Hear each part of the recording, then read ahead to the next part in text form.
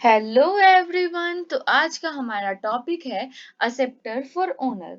इससे पहले हमने पढ़ा है नेगोशिएबल इंस्ट्रूमेंट्स, उनकी मीनिंग, कैरेक्टरिस्टिक्स, प्रिजम्पशंस, क्लासिफिकेशन, फिर हमने बिल ऑफ एक्सचेंज पढ़ा, प्रॉमिसरी नोट पढ़ा, उनके डिफरेंसेस पढ़े, फिर हमने एक्सेप्टेंस पढ़ा, pay, drawer, drawee, draw in case of need, ये सब।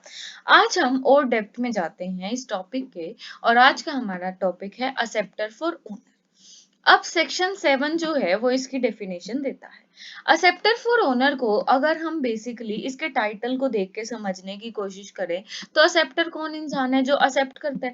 कोई भी इंस्ट्रूमेंट ड्रॉ हुआ, अगर क्रेडिटर ने ड्रॉ करा है तो क्या होगा, डेटर उसको असेप्ट करेगा, डेटर उसको पे करेगा और वो उसे असेप्ट करेगा, चाहे वो चेक के इंस्ट्रूमेंट में बैंक हो, चाहे वो कोई भी हो, बिल ऑफ एक्सचेंज की उसमें ड्रॉ ही हो, हमारा डेटर हो, कोई भी हो तो वो असेप्ट करेगा। ठीक है। अब ये जो एक्सेप्टर है ये फॉर ओनर है। ठीक है। ये हमारी कंसर्न पार्टी थी, डेटर हो गया, बैंक हो गया, ये कंसर्न पार्टी थी, इसलिए इन्होंने एक्सेप्ट किया था। पर सपोज ये इसीलिए ना एक्सेप्ट करे क्योंकि ये कंसर्न पार्टी है, पर ये फॉर ओनर एक्सेप्ट करे, फॉर रिस्पेक्ट एक्सेप्ट करें, किसकी, क्रेडिटर की या किसी की भी, होल्डर हो गया, क्रेडिटर हो गया, एंडोर्सर हो गया, मतलब ये रिस्पेक्ट के लिए कि ताकि वो डिसऑनर ना हो जाए और वो आगे तक चलता रहे, उसके लिए अगर कोई इंसान टेम्परेरी पर्पस के लिए उसे एक्सेप्ट कर ले और उसे बाद में हम वो पैसे कॉम्पनसेट कर दें तो उसे हम कहते हैं acceptor for owner. Section 7 of negotiable instruments act इसकी डेफिनेशन देता है, वो बताता है कि बिल ऑफ एक्सचेंज है, नोटेड है, प्रोटेस्टेड है। नोटिंग और प्रोटेस्टिंग हमें सेक्शन 99 और सेक्शन 100 में बताई। ये कहता है कि सपोज एक इंस्ट्रूमेंट है, ठीक है, अब ये जो इंस्ट्रूमेंट है ये डिसऑनर हो गया।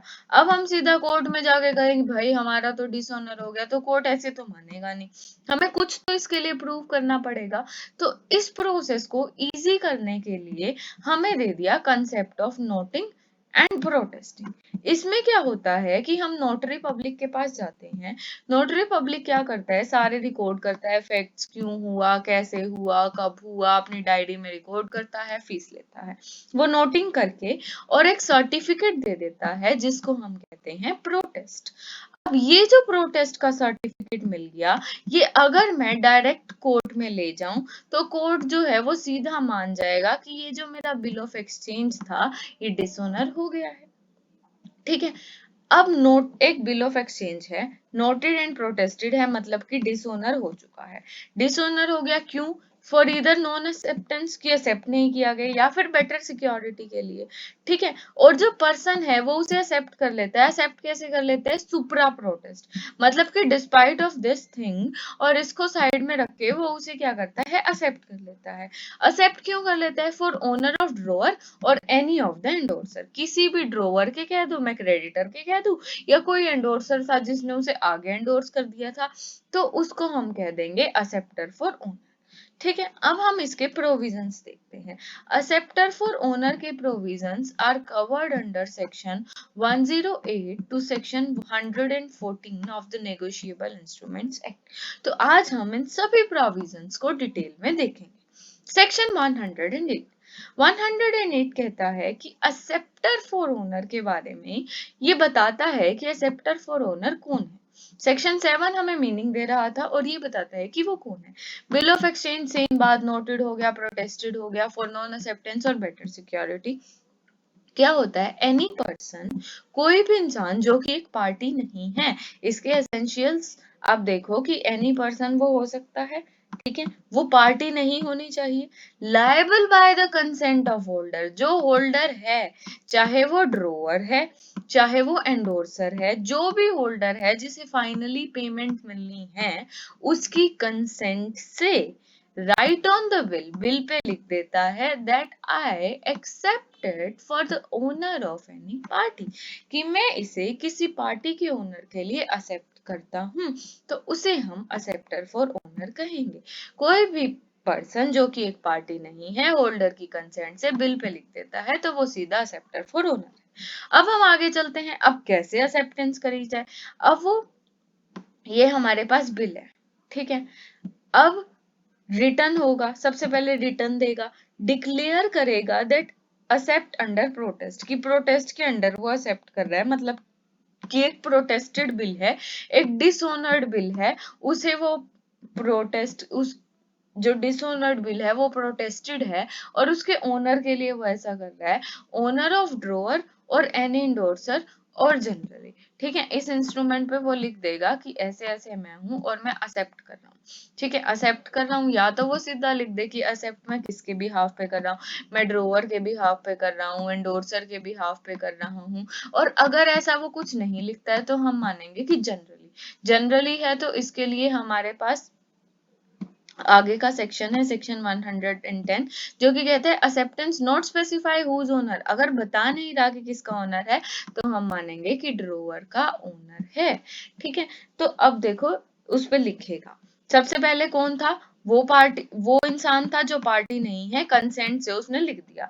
लिखेगा कैसे, लिख के बता देगा ड्रोवर है या एंडोर्सर है, अगर नहीं लिखा तो हम ड्रोवर मान लेंगे, ठीक है। उसके बाद लायबिलिटी ऑफ एक्सेप्टेंस, अगर मान लो उसने एक्सेप्ट कर लिया, अब क्या क्या लायबिलिटी है, होल्डर हो गया, एंडोर्समेंट हो गया, या और भी जो भी कंसर्न पार्टीज होगी, सब्सीक्वेंट पार्टीज होगी, उनके लॉस और डैमेजेस, जो भी लॉस और डैमेज हुआ है उस इंसान को to such acceptance for honour, वो हर चीज के लिए लायबल होगा।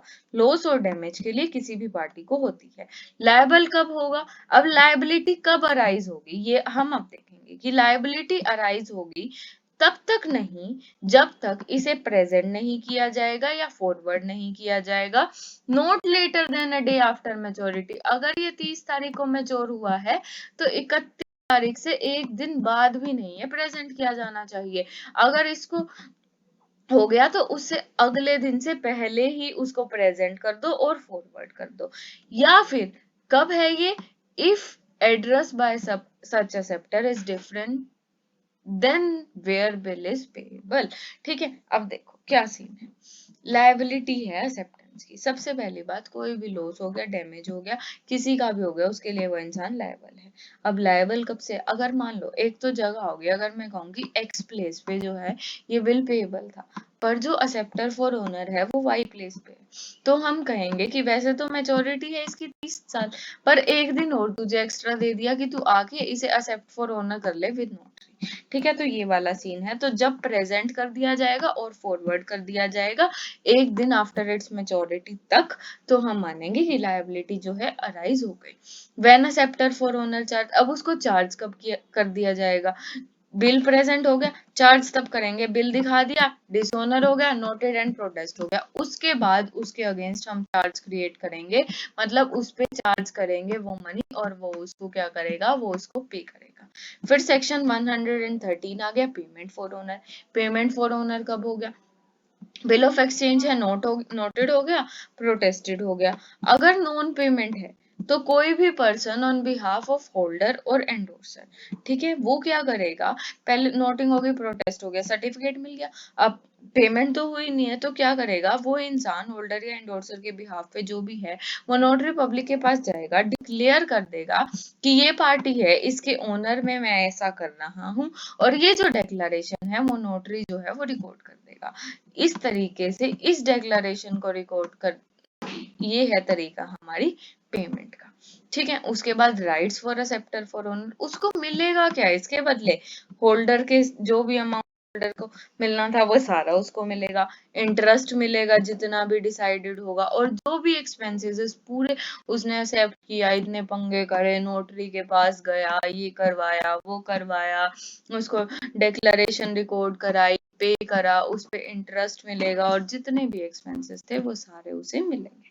तो ये था हमारा आज का टॉपिक, ऐसे ही और वीडियोस के लिए बने रहिए, थैंक यू।